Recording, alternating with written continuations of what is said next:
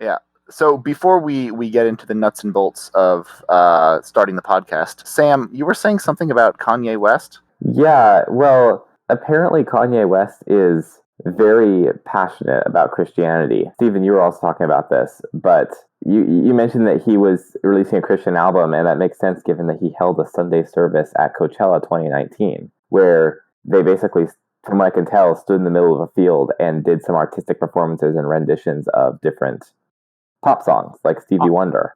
I am so confused. Is it like an extension of Quest Church in Seattle, or? I think so, but yeah. That was I legitimately thought this was satire when I first saw it. That it was like some Onion adjacent article. Kanye West releasing new album Jesus is King. I could have sworn it was satire, or it was going to be like a scathing critique of Christianity with plenty of sacrilege and whatnot thrown in or something. I was convinced, and no, he's actually sincere about it. Well, ostensibly sincere. No, he's talked a lot about it throughout his career. I mean, he's talked a lot about a lot of things. Actually, Kanye's talked about everything at one time or another. But no, his relationship with Jesus is very, very important in his life. So, I had no idea. No, this is like the pictures of the Sunday service are. It looks like about maybe 50 or so people, all dressed in purple of different shades. Purple. Okay. Yeah. Okay. With like long T-shirts, and ratted up pants and stuff like that, and and he's rapping on this hill. Huh. I had no idea. Yeah. I mean, every world religion/cult has to start somewhere. Some, actually, probably most, if we're honest, started Coachella.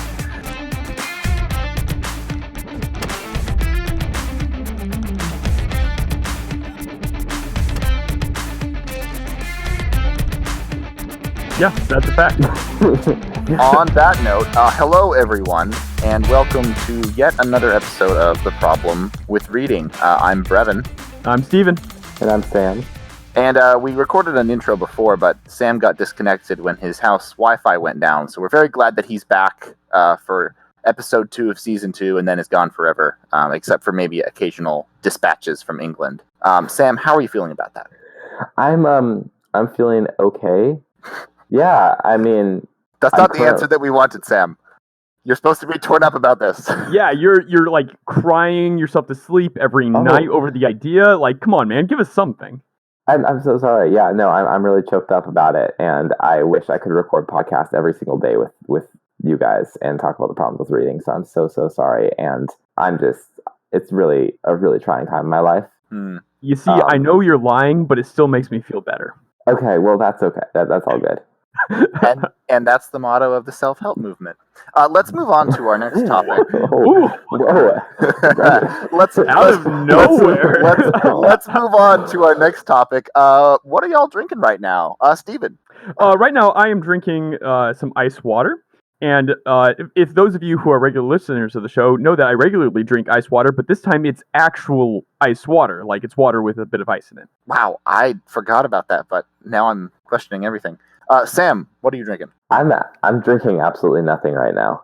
I'm dead serious. I forgot to get anything to drink, and also I'm moving. I'm actually in the process of moving at the moment, so I was getting back to my house to record this podcast and then pack up the rest of my boxes that are surrounding me and then leave. And so I'm sitting in this room surrounded by boxes with all my cups in them, and there's no drinks in the house. And that's a rough spot to be in. It's a rough spot. So there's nothing to drink. Yeah. Well, I mean, speaking of the self-help movement, even if there's nothing to drink, at least you can drink in the moment. That was deep, wholesome. Man. That was really wholesome, Brevin.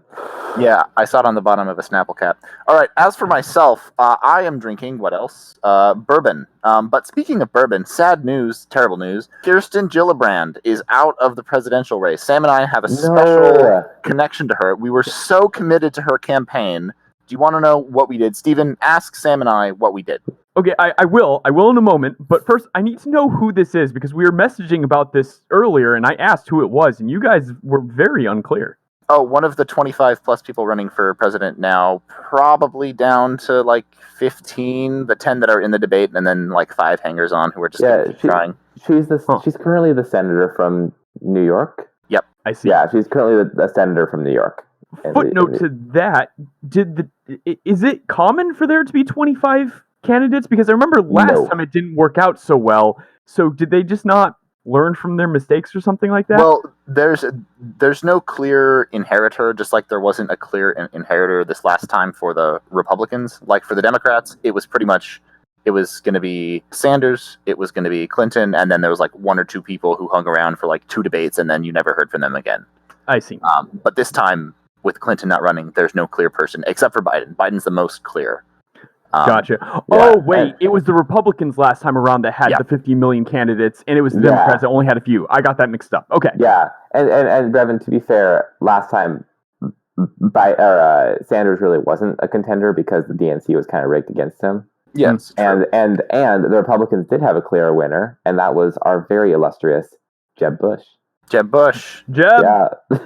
With an exclamation point. Remember the turtles. The turtles. Okay. Turtles all the way down. But yes, I'm going to ask. Why did you like this? I've already forgotten her name. No. Ask us how committed we were to her campaign. How committed were you to this individual's campaign? Well, okay, so Jinx, you owe me a Coke. I wrote this down, so I'm going to say it. Okay. All right. So I saw an ad on my Facebook feed. Drinks with Kirsten. Bourbon, beer, tea, whatever you want. $1 donation, and you can enter a drawing to be flown out to have a bourbon with Kirsten Gillibrand. And I was like, hell yeah, I like bourbon. Okay. And so I clicked on the link, and there's a thing, and it says like, do you want to donate $1, $2, $5, $20, $100 to Kirsten's campaign? Get her on the stage, help her meet that donor limit. And I was so committed, let me tell you, so committed to her campaign that I scrolled all the way to the bottom of the page where there's a tiny text that says no purchase necessary and entered there. And then he immediately messaged me. It was like, Sam, you want some free bourbon? But now that she's dropped out of the race, I don't believe this is going to happen. And I've wasted like 30 seconds of my life and then several minutes reading increasingly panicked fundraising letters in my spam folder from her campaign. No, I actually, first of all, you couldn't just enter there. You had to put in your phone number and email address. And I actually, literally 3 hours before she dropped out of the race, I was getting text messages from her campaign, like demanding me to donate. And yeah, and then she dropped out. Sam, had we donated, we could be sipping some sweet, sweet bourbon with Kirsten Gillibrand. She could be on the stage if we had donated. And that would honestly be a travesty. You know what? If we've learned anything, you and I are the true villains here. Or heroes, because she should not be president of the United States. Is she not a good presidential candidate? This is a non-political podcast. No. Oh yeah, the articles we have coming up are totally unpolitical. I resemble your implication that we are too political on this podcast. Mm-hmm. Okay, never mind. You said it all. You can cut that out. She's a perfectly fine person, and I will make no judgment on her ability to govern the United States of America. Because, ladies and gentlemen, we are anything but judgmental here. Anything but judgmental. In fact, we are so non-judgmental that the next 20 seconds will just be Special Victims Unit. Dun dun.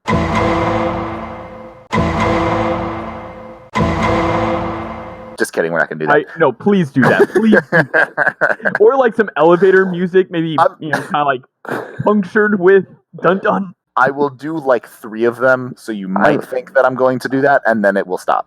Okay. I'm feeling like bird sounds and ocean noises to just emphasize that we are not at all. We are not at all. People need to know. Judgmental. Okay. Anyway.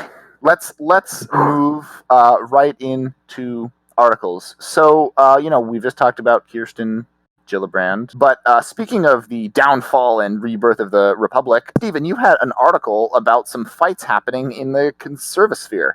Yes, I do indeed. And it's in the conservasphere, first things sphere, and general Christian theologian sphere. So many spheres are being covered. We might even get some like hypercubes thrown in there and whatnot. So this article, I was looking around for articles to peruse, to read, as it were. And the literally the first one that popped up in First Things. I clicked on it and decided before reading it that it was going to be my article. So here we are. This is the in-depth research and rigor that you've come to expect from the Problem with Reading podcast. Nothing but the highest of qualities. So this is A Sloppy Attack on National Conservatism by Bradford Littlejohn, and it is on First Things. So you're saying that Bradley Littlejohn wrote a sloppy attack on conservatism? Exactly. Or are you saying that's the title of the article, and it was written by Bradley Littlejohn?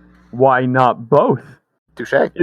He actually made a YouTube video in which he destroyed the libtards. And it was Damn, I would pay to see that.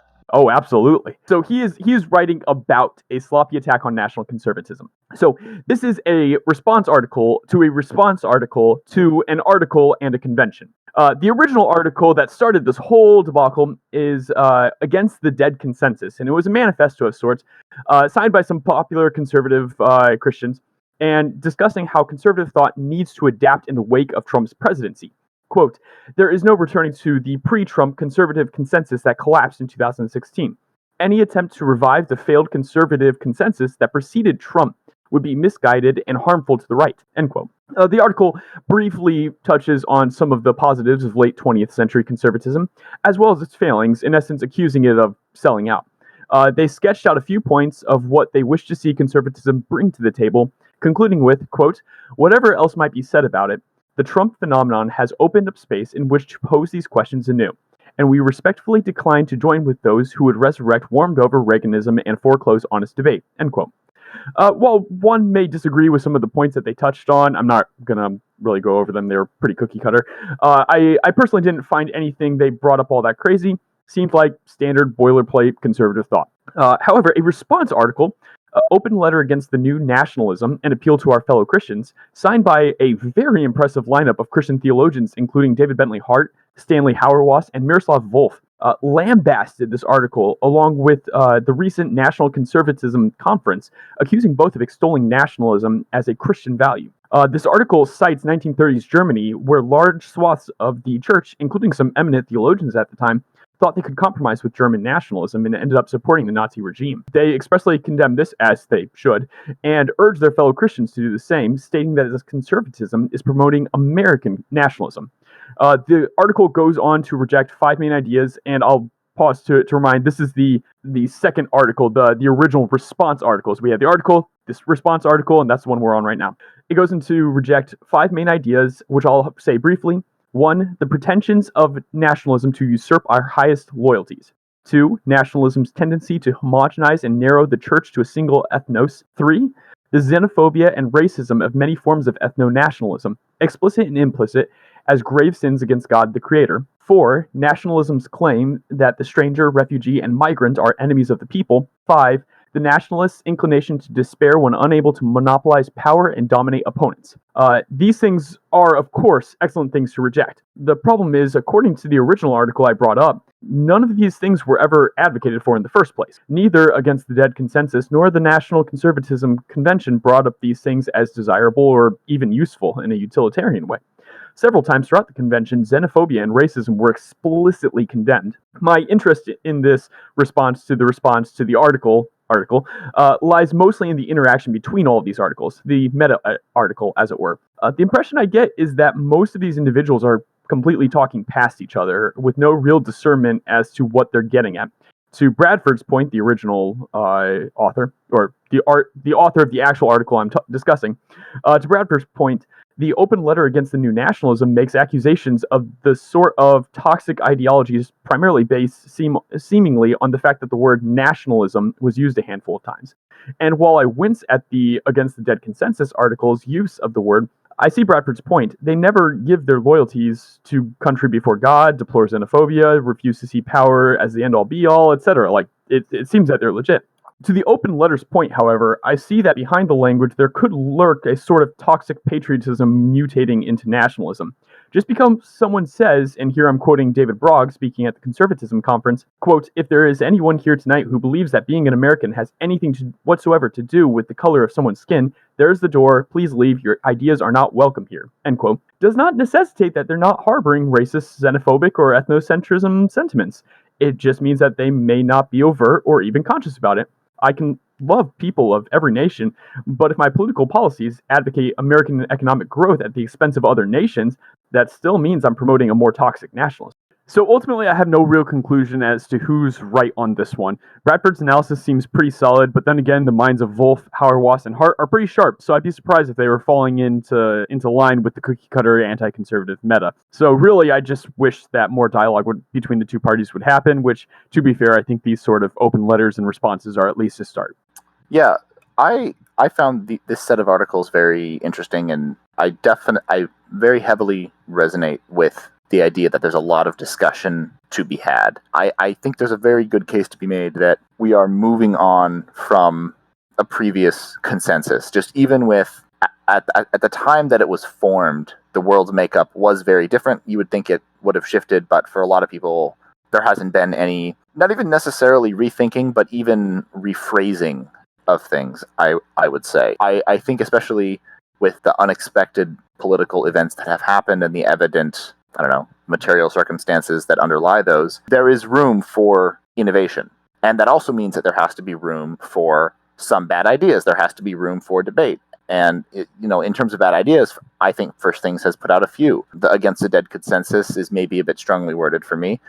Their Daniel McCarthy article talking about a new conservative agenda was contentless and just bland. But there is room for a new ripe debate that tries to take into account the sort of populist uprising within the Republican Party against the intellectual elite of that party. And along that line, the open letter in response to it, while I sympathize with the contention that there may be some unsaid biases or bigotry or whatever in Against a Dead consensus or at the conference. I know how conferences work. You get the speakers who, are polished and whatever, and then you get, the people who are true believers, and then you get the weirdos who, show up to things, Not everyone who likes what you say you will like. And that's not an excuse for things like racism. It's just to mean that people are a lot more diverse and think a lot different than you would probably prefer. And I think the article by Little John just sort of points out the dismissiveness, unfortunately, esteemed people like David Bentley Hart, Stanley Hauerwas, Miroslav Wolf, and Cornel West, that they're just dismissive of the debate under the guise of dismissing all these terrible things that are not necessarily contained under that umbrella. Right. It seems that the article, the conference, every person who's kind of in the leadership of that would kind of just nod their heads in agreement and be like, "Yeah, we're against that too." Like, what are you even talking about? And to be fair, like it is one thing to nod your head and say like, "Yes, we are against that too." It is another thing to actually promote policies that are against that as well. And maybe there is some room for discussion on that, but I think that discussion is short-circuited when accusations like this, or like the ones made in the open letter, when those are thrown out, it's in essence saying, you guys are bigots, you guys are promoting these xenophobic policies, you need to stop. It's like, well, hang on, can we discuss why they are? Can we discuss the damage or the lack of damage that may come about with these? And I think the critique is at least a reasonable one, but I think a lot more discussion needs to happen before these sort of accusations are thrown out.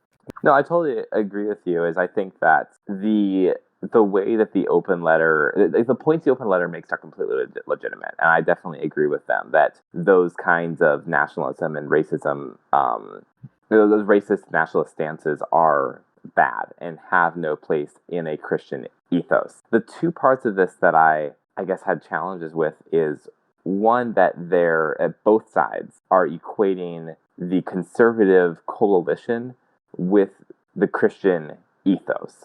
And I'm trying to think back in history if there's been an occasion when the Conservative Party, meaning the Republican Party and the coalition that made up the Republican Party, was entirely representative of the Christian way of life, the Christian way of thinking, and the values of Christianity. I think that the Christian leaders have traditionally aligned themselves with the Republican Party, but that's not to say that the Republican Party is uniquely Christian. And so I think that I don't know, the blurring of the lines there makes the situation a little bit more complicated. I think that I agree with where one of you was saying, Stephen, I think, was saying how we need to be able to have conversations about what actually makes up our conservative group.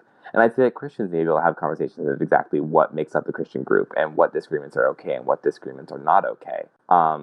Because just declaring that you people cannot think these things towards a group of maybe Christian conservatives is not productive. To your point about the historical sort of multiple representation of Christians in government by different parties, the only thing that I have to say against that is that if the sort of, I don't know if reformist is the right word, but the people who want to innovate inside of traditional conservative doctrine in the United States, political doctrine, if they are right, then there may be reason to believe that the sort of status quo of government is moving to become incompatible with traditional Christianity, that is Orthodox Christianity, in at least some ways. And there's one quote, I think, in particular from the open letter that sort of magnifies the degree to which some Christians miss the undeniable good point of the, First Things crowd for all the other stuff that they don't like, or the stronger rhetoric that they don't like, such as, anyway, this is the quote from the open letter. Quote, "Nationalism forges political belonging out of religious, ethnic, and racial identities, loyalties intended to precede and supersede law. Patriotism, by contrast, is love of the laws and loyalty to them over leader or party," end quote. And that instantly just sets off like a million alarm bells. Like, the ethnic and racial identities, we can all agree, shouldn't supersede rule of law. However, religious identities absolutely precede and supersede law. And I think everyone, if you took that in a vacuum, would agree with that. Religious, being the underpinnings of, your beliefs about the universe. The thing about patriotism says that patriotism is love of laws and loyalty to them over leader or party. So what about bad laws? Like, is a patriotic Orthodox Christian supposed to love and be loyal to laws that clearly violate their Christian faith? And in the context of Nazi Germany, which they compare sort of the modern American right to, and then, sort of immediately backtrack. Actually, it's a perfect example of the ex-post facto Trumpian handwave that I'll be talking about in a minute here. They say, in Nazi Germany, Christians had to choose between the state and Christianity, but America isn't like that. But it's like, okay, but you're clearly saying that it is. And they just don't deal with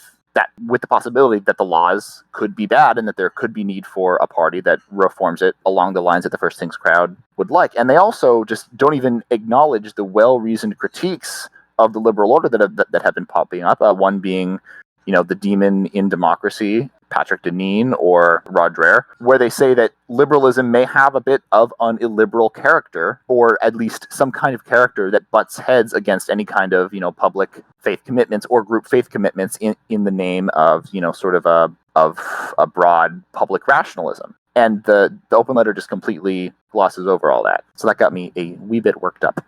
I can definitely agree with you, the glossing over of kind of the really good points that the Against the Dead consensus article brought up. I would disagree with you on the kind of critique of patriotism being the love of the laws and loyalty to them over leader or party.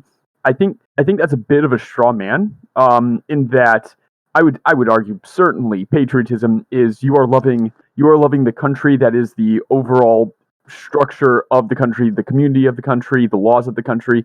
But that's certainly not to say that you can't say, hey, this one law or this set of policies or what have you are clearly antithetical to what we're going for. I would say, if anything, patriotism is love of the telos of the country that you're in and the desire to form the laws accordingly. Sure, but if that's true, and so like granting that, the language that the open letter adopts provides no room for legitimate first principles or even the telos of a nation just because of its narrow formulation of nationalism bad, patriotism good. Fair enough. I do wish that they had fleshed out their idea of patriotism a bit more. The one sentence is certainly, I would argue, not a good one, especially given the minds that are on this open letter. They probably could have crafted a better one for sure. Yeah, one thing is that, and that they bring out right in the first paragraph of this, is they say that we are a very diverse crowd writing the open letter. And I know, I guess the only two of the theologians I have more experience with in this list are the last two, Miroslav Volf and Cornel West. I know that they would definitely take these arguments several steps further. Cornel West especially would agree with those critiques of liberalism. He's very anti-liberal, and Miroslav Volf would just see it as highly irrelevant and a huge distraction to engage in those activities, I guess. So the point being is, I don't think that this letter is a comprehensive viewpoint or a comprehensive compilation of their perspectives. I think it's they're the few points that they can agree on. So I think many of them would take it further, just to answer Brevin's kind of request for them to do so. And I think that highlights the ultimate problem with the letter, is that the consensus nature of it means that it is built on a coalition instinct. It's people coming together saying, oh wait, we are a team versus those guys, not let's have a conversation about the illiberalism in the liberal order and figure out how we're going to, deal with this. It's kind of a sub-tribe that's being formed and kind of tribalism that is starting to take over these sort of important discussions that can take place. I mean, just from reading it, these people aren't going to have are likely not to have a good faith argument with the people who wrote the Against a Dead consensus. Mm-hmm, mm-hmm. Like this letter precludes further discussion from happening. This is the final point of their side. This is their stake in the ground. No one's crossing it. Which was what what Bradford was talking about when he said, like, look, they just seem to be completely missing the point of the Against the Dead consensus article.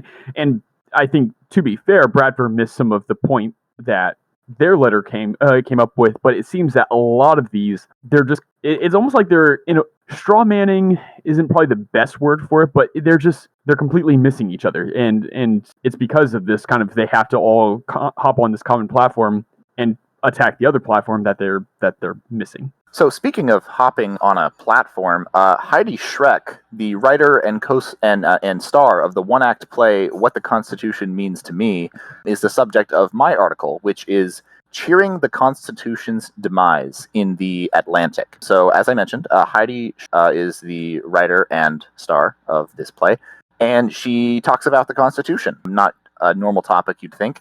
But when your topic is, sort of burning it to the ground, you can at least draw some audience members, one of which is the writer of this piece. And Schreck's backstory is that she would give speeches in American Legion halls in competitions based on the Constitution, and the prize money that she won her way through college, after which she developed a much more critical view of the Constitution.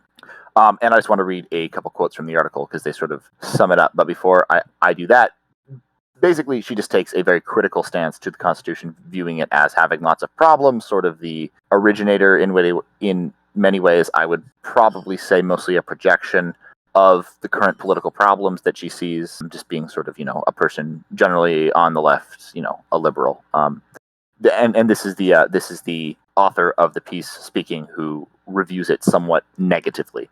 Quote, "By now I had watched enough of What the Constitution Means to Me to recognize this as an instance of what one armchair sociologist calls the ex post facto Trumpian handwave. Everyone knows the pattern by now. A sincere opinion followed by an insincere contradiction meant to cancel it out. The president will issue some absurd and tasteless tweet telling, say, a quartet of congresswomen to go back to the countries they came from, which in most of their cases is the United States, and then a day later he will stand before a teleprompter and read a clarion call for national unity regardless of race or creed or country of origin. It's not convincing, but it's catching. By the time Schreck insisted she has no intention of vilifying men, she has already told us several revolting tales of male barbarity, with several more to come. Indeed, one of her chief insights into the Constitution is that it was written by men to protect the privileges of men from all persons who weren't men, which, if true, certainly sounds like good grounds for vilification. But seriously, quote, I love men. She vilifies because she loves, end quote." Later on in the piece, quote, "She wonders why, as a girl, she loved the Constitution so passionately. Because I did, I loved it," she adds, in what may be just another EFP Trumpian handwave. "By play's end, it's become clear that if the young Schreck did indeed love the Constitution, it's because she misunderstood it, and if her passion for the document has cooled as she's gotten older, it's because she's transcended her earlier misunderstanding to misunderstand it even more," end quote. And the author goes on to demonstrate and discuss her general lack of interest in how she's not terribly considerate. She basically just wants the Constitution to be sort of a deus ex machina for all the problems that she sees in society, and is sort of aghast that it's not that, not recognizing that issues are very sticky and complicated, and that that there can be contrary opinions to the matter. The writer continues, quoting Shrek. What does it mean, Shrek asks plaintively, that the document will not protect us from the violence of men? The writer answers, quote, it means, among much else, that the Constitution can't do everything, and more important, that it shouldn't claim to. This is why the Ninth Amendment is so appealing to someone like Shrek. It gives the illusion of comprehensiveness that the document otherwise lacks. There are bad things in the world, and the Constitution should eliminate them. Not only violence against women, but, she says, climate change too. And more, having done away with the bad things, it should guarantee the good, the right to abortion, for example, and universal health care. She notes that more than 100 countries enjoy such positive rights constitutions in the world today that actively rectify inequality, including gender protections on page 1, provide healthcare, and protect the environment, end quote. The Ninth Amendment just says, the enumeration in the Constitution of certain rights shall not be construed to deny or disparage other rights retained by the people, which in her interpretation means, the Constitution guarantees everything that I want, at least according to the author of this Atlantic piece. So I found this very interesting because I first heard about Heidi Shrek on the Media podcast, which is a podcast about the media by a station in New York, and they had a very positive review of this, just in terms of this woman's sort of self-described transformation, an unthinking liker of the Constitution to a heavy skeptic of it, and then sort of back to thinking that maybe the Ninth Amendment can solve all of the problems, or more accurately, that it should, which is disturbing for a lot of reasons. I won't get into many here, but maybe just the central one being that when you can't figure out a problem and solve it with your neighbors, and you can't figure it out with your local government, and you can't figure it out with your state government, and you can't figure it out with your senators, then you just go to the highest possible authority to jump over everyone's heads and make the solution that you want happen. It's somewhat indicative of a authoritarian-esque mindset, or something like that, at least. But you might disagree. Yeah, I thought this was a good article. He seemed to do a good job, I think, representing what she was going for, and then a good job critiquing it. I really liked. He brought up a very good point when she would cite these instances of other countries having these great constitutions that were guaranteeing, protection of women's rights and climate change and all these things that are kind of very much not only just buzzwords that are thrown around a lot in the political sphere, but objectively good things to protect. And then he brought up but look, a lot of those countries, even if it's protected in their constitution, they don't follow through on it. And so there's this disconnect with it. It seems like the appeal that the Constitution, adding an amendment which is just going to snap of fingers, solve everything, it's just not a realistic one. It requires a lot more. And now maybe that would be a step, adding an amendment, for example, saying, I don't know, it's saying like the United States must contribute this amount to preventing global warming or what have you. Maybe that would be a step in the right direction, but if the collective will to do so is not there, it's still not going to happen. And so I thought that was a very valid critique that he offered. But I think ultimately the scary part was, and Brevin, I think you and I were discussing it a bit earlier, I don't want to come across as belittling or patronizing to her. I'm certain that she has done a lot of thinking about these ideas that she's presenting. But whenever I hear stuff like extreme calls to action, such as like her seriously considering the idea of let's just throw out the Constitution and maybe write a new one or something like that, I almost don't even believe it when I hear it.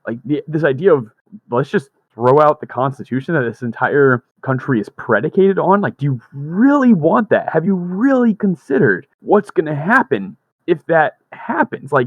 That's a massive paradigm shift. Maybe it'd be for a better, or maybe it'd be for the better, but you don't know that, and that's a huge risk.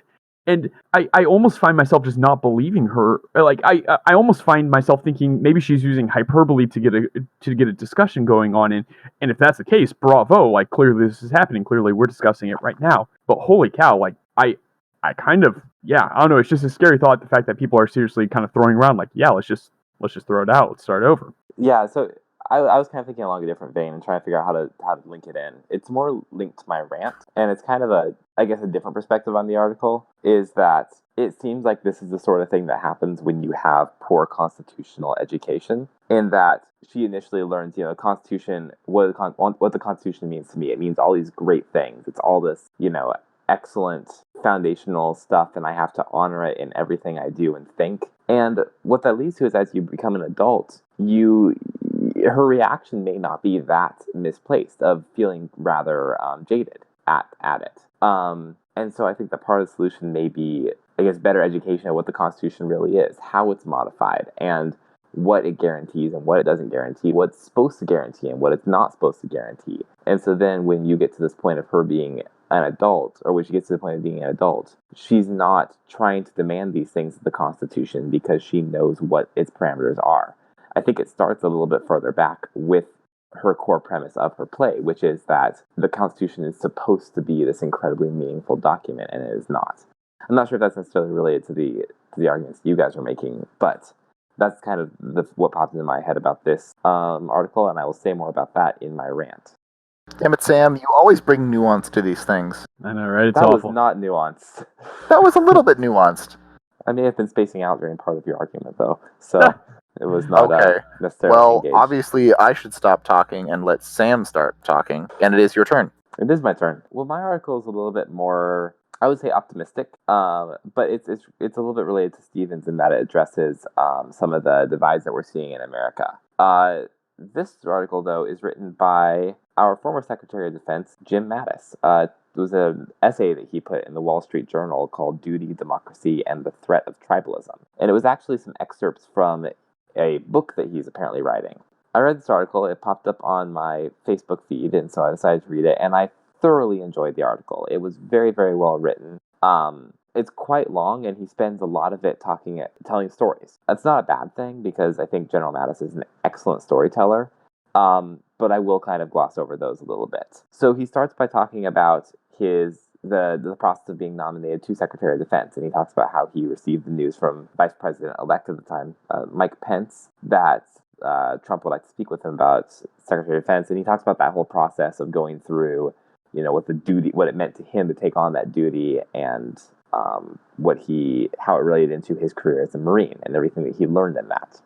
And then he talks about some values that he learned as a Marine. He talked about how the Marines prepared him to adapt, improvise, and overcome any situation, and how, as he was going into this new role, he took that mindset to heart, and he knew that he was going to need to adapt to fill this more civilian-oriented leadership role. He then continued to give more encouraging messages from the Marines and what it was like, I guess, how he was applying those to his daily life. And then he talked about the United States international relations stance, which, Brevin, I'd like to hear some of your opinions on this because you study this more. How he talked about how we need strong and welcome allies, how we need to welcome our allies in and they need to welcome us in. But we also need to be a strong power in the world and hold that strategic stance in order to be appealing to our allies and be able to bring something to them and offer them freedom as well. After his international relations bit, he talks a little bit about what it means to be a leader. And this is the part that I guess I found the most interesting, where he said that a wise leader must deal with reality and state what he intends and what level of commitment he is willing to invest in achieving that end. He then must trust in his subordinates and know how to carry it out. Wise leadership requires collaboration. Otherwise, it will lead to failure. He talks about how we as a country need to better deal with the imperfect world that we're living in and address the new concerns, address new issues that are coming up. He says that we should do this through creativity, through creative solutions. At one point, he says, "Woe to the unimaginative one who takes refuge in doctrine." He's saying that what he learned as a Marine is that he has to always be adaptable, always be flexible, and always be willing to learn how to face new challenges. After talking about all these principles, he then goes into what he's most concerned about, which is the internal fractures in America, the divides that we were talking about earlier and that we've been talking about for most of this podcast. How democracy is an experiment, but we can reverse our current policies and find unity in some of the core principles of America. He says how we're focusing on too many of the unimportant things, unimportant divides, rather, and allowing those to fracture us. In contrast to this, a state requires unity behind that, unity and finding a common oneness beyond those smaller divides. So my question in all, after reading this, is can these lessons that Jim Mattis learned in the Marines be applied in, well, first of all, can they be practically applied in politics, and can be applied in some of the other divides that we've talked about, the divides that we're seeing in religion? And can we be able to find some kind of common unity through creative solution instead of siloing off into tribes? Yeah, I really enjoyed this article, and man, like it brought about this kind of surprisingly kind of sad feeling towards the end. It's funny because you said this was rather cheerful. I got a little sad towards the end, kind of thinking of this idea of, well, first, this man who clearly like loves his country. He has given his life for this country, and you may agree with the military, you may disagree, but he wishes America nothing but the best and wants it to do well. The warrior monk. Yeah, exactly. Yeah. And him just kind of saying like, look, we can do this. We can have these important discussions between the party lines. We can, or over the party lines. We can do this. He would cite stories of different military people. I think he said something to the effect of like, politics ends the moment you cross over ocean lines or something like that. Yes. I forget exactly. It was a lovely quote though. I've heard that from other former service members as well. As when I mentioned I'm studying politics, they're all like, "Oh, well, in the military, we never talk about politics because we're defending our country, and that's it. Like that's that. It doesn't matter. Yeah, doesn't matter who our boss is." And I guess the sad thing I kind of conclude is that while certainly yes, I think it's possible that we could go back to having these civil conversations, and Republicans could sit down with Democrats and openly talk about their varying beliefs and try to kind of see where the other is coming from, maybe come to a compromise, or even if not coming to a compromise, at least walking away knowing more about the other. I'm becoming more and more skeptical that that's ever going to kind of get back to that. To be fair, if it ever was at that point, I mean, our country opened up with, our politicians having duels with each other and killing each other. So like, It may be a mistake to nostalgize too much, but to give all our listeners a little spoiler, a friend of mine and I are reading a book on propaganda, and in essence, it's kind of how propaganda pieces work. And one of the conclusions the guy says is like, propaganda, it's a race to the bottom, and once one party does it, that party is just going to win, and so the other party is required to do it, and the other party is required to do it, and it just kind of becomes this spiral down to the bottom of like, it's more efficient, it's better that way, so that's what it becomes. Wow, that book sounds fascinating. On an unrelated note, hey Stephen, my birthday is September. Completely unrelated. Talking to the point about America starting with sort of a divide at the beginning, I would say that America post, revolution was pretty united, but that's only because we kicked all of the loyalists out to Canada. So we started off relatively okay, and then it's all been downhill from there. We just need to kick everyone else out to Canada. Yep, damn it, everyone you're so right. Moved to Canada. Everyone moved to Canada. So this article sounds absolutely amazing, but I was defeated by the Wall Street Journal paywall. So in lieu of, carefully considered opinions, thoughts, reactions to this evidently well-written piece, I will offer you 1, 2, 3, 4 quotations from the warrior monk Mattis himself instead. Number 1, be polite, be professional, and have a plan to kill everyone you meet. Oh, yeah, sounds about right. Good advice. Good advice. 2, the most important 6 inches on the battlefield is between your ears. And 3, Yep, makes sense. Yeah. PowerPoint makes us stupid. Okay, that one I actually can get behind. Yeah. And number 4, fight with a happy heart. What? James Mattis. Fight with a happy heart. I'm trying to imagine like Saving Private Ryan, like the beach scene, and all of them are just like, I'm so happy inside. Shush. Poor guy's getting just shredded by bullets, but they're fighting with a happy heart. Happy bullets.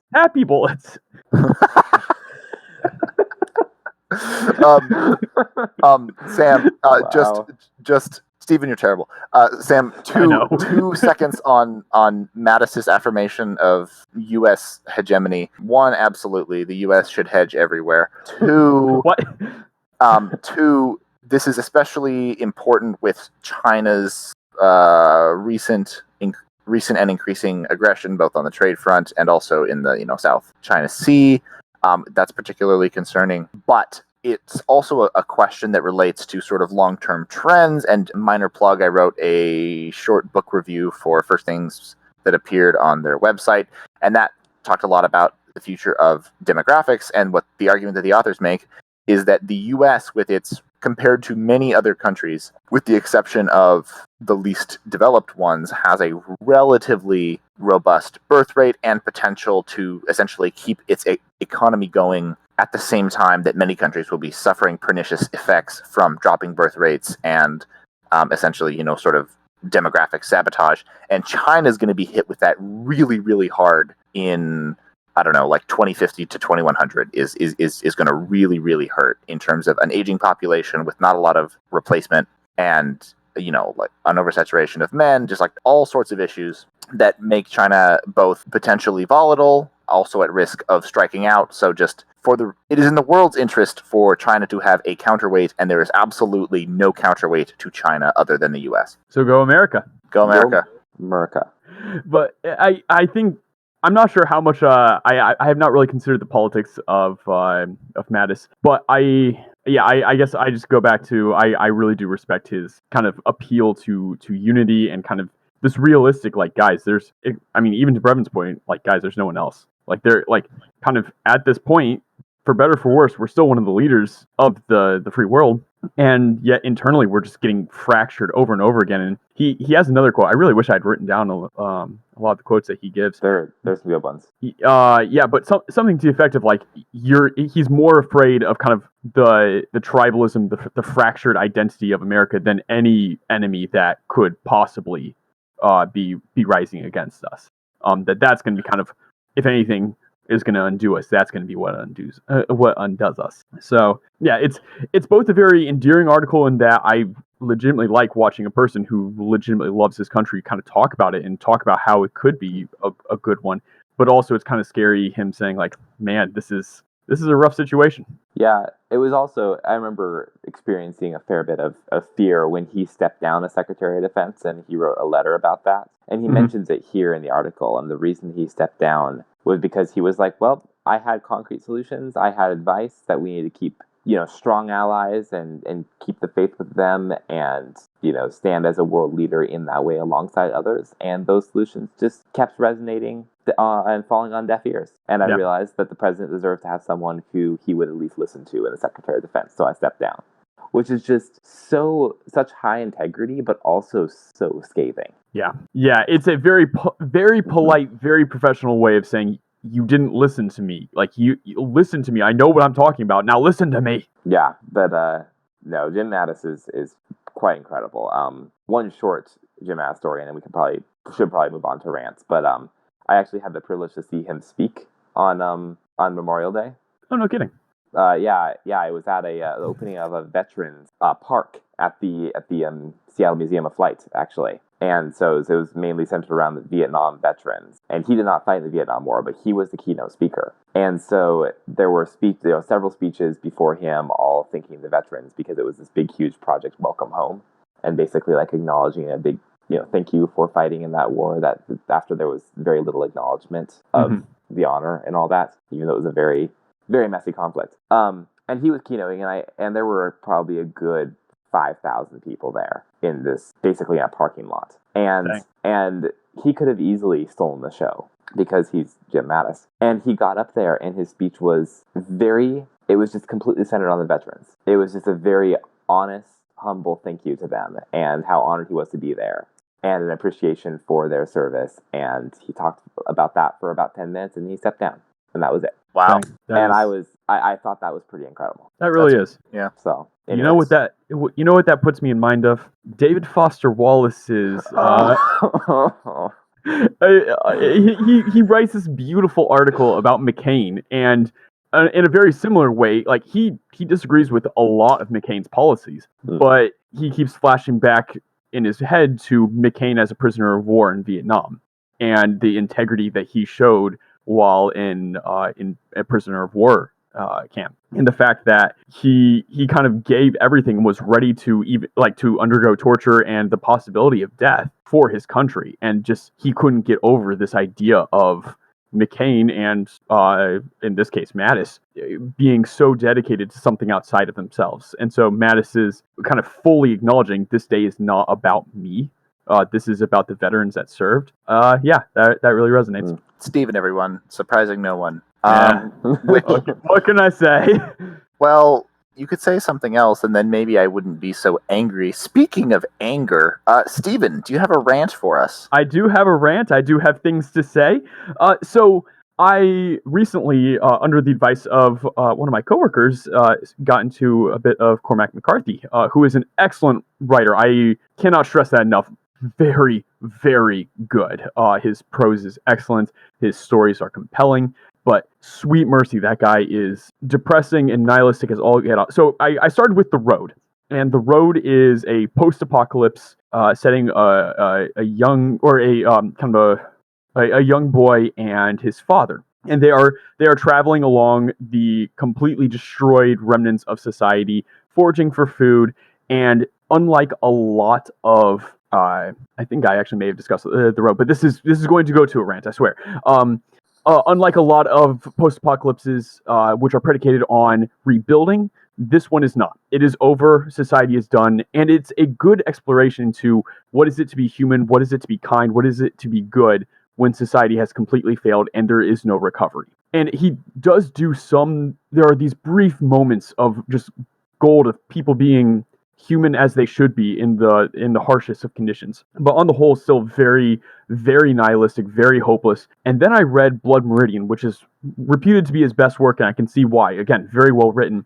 But this one, where there was at least some glimmers of hope in The Road, with Blood Meridian, it is 100% nihilistic, like just evil people doing evil things, bunch of depraved war criminals running around killing innocents, and that's about it. And he gives it a very almost religious force, this violence.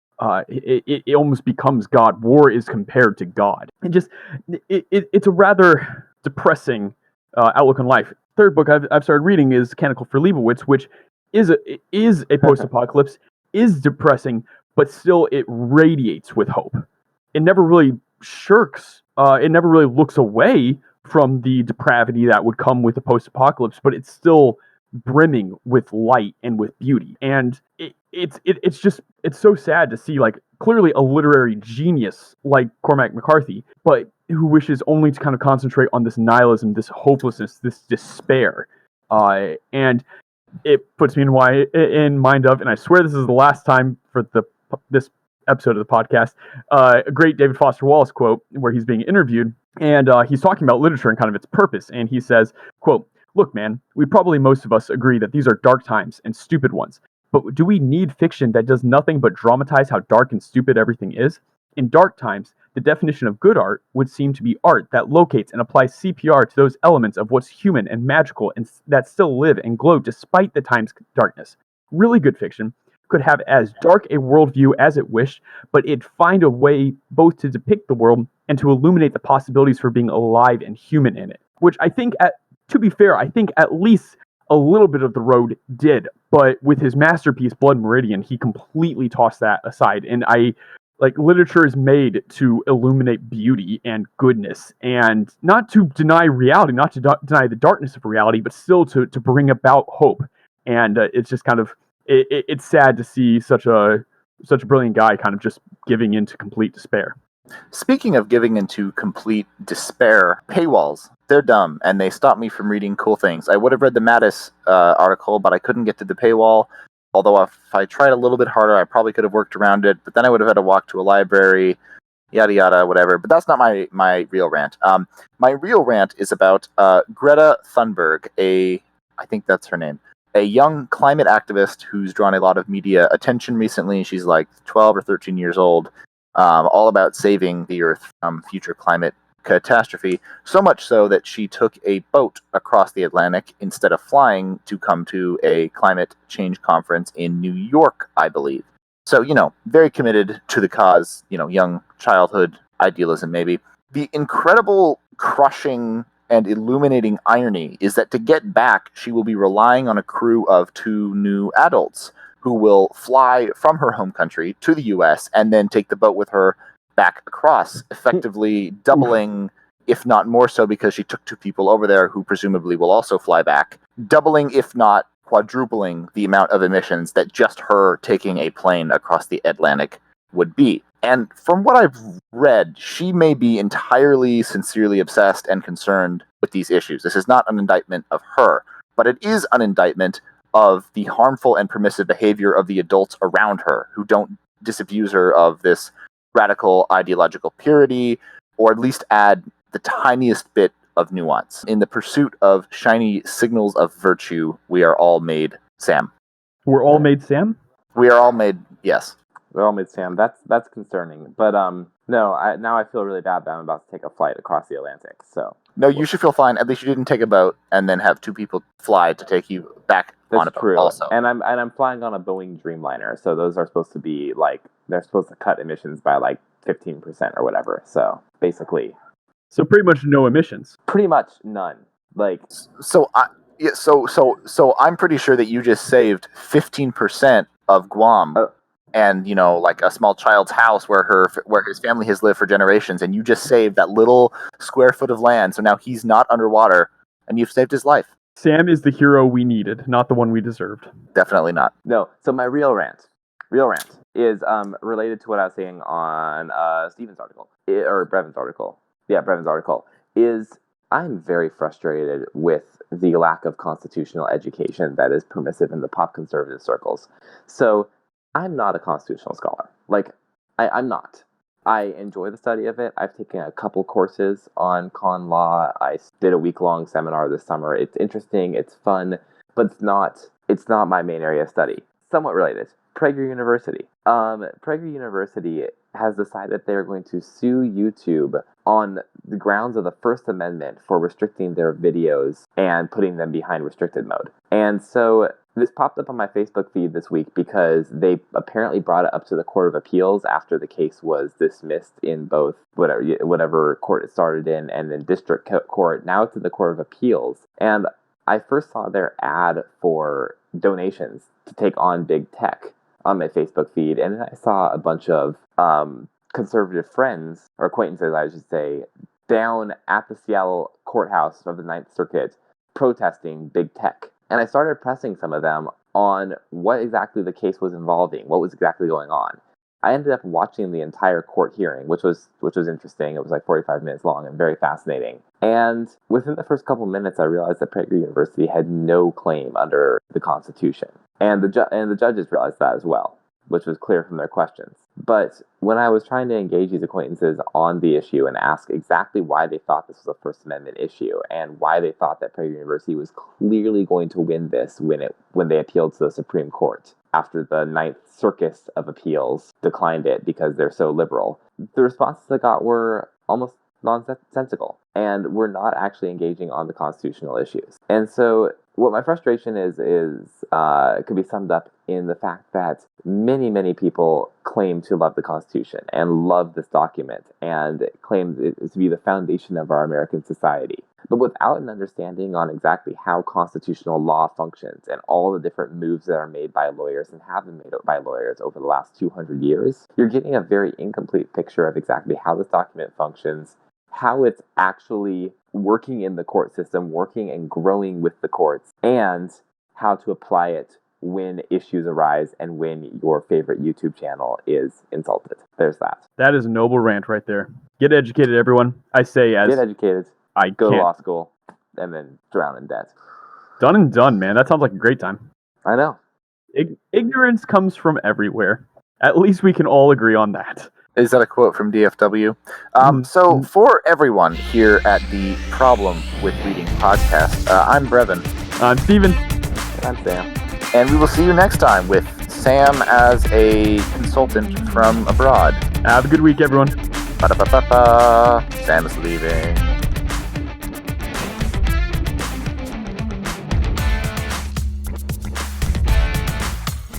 Hear you, Sam. Your Oh, you Well, unmuted. Let me in now. we missed But you. everything you guys are saying is all fractured. Like, I can't understand full sentences. How about now? And I can't hear anything right now. What about now? What about now? Now? What about now? What about now? Now? Now? I just heard a little bit Now? of sound from Steven, but that's about it. Oh, well, that's all you need. I don't know why it's not working. Have you tried turning it off and on again?